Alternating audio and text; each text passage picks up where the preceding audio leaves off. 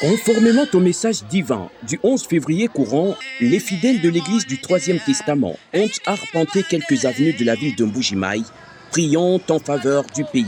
La République démocratique du Congo, victime d'une guerre d'agression menée par le Rwanda sous le label AFC M23.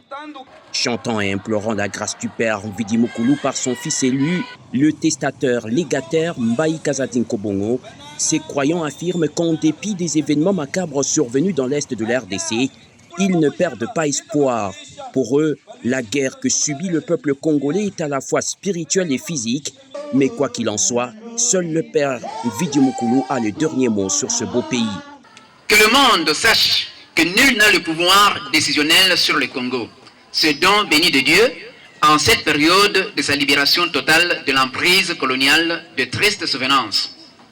Confiant en l'air Dieu et à son alliance avec son Fils divin, le croyant de l'Église du Troisième Testament ont, s'adressant à certains États de l'Union européenne qui déstabilisent la RDC par le Rwanda, indiqué que le pays a entamé un virage hautement spectaculaire pour son décollage en tant que nation.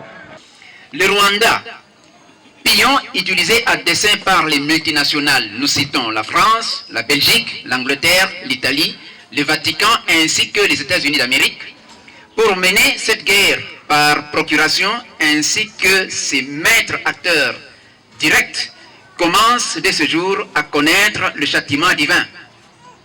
De surcroît, son destructeur Nyambi Kayen et Paul Kagame fument désormais les affres atomiques de la bombe divine qui a déclenché son explosion.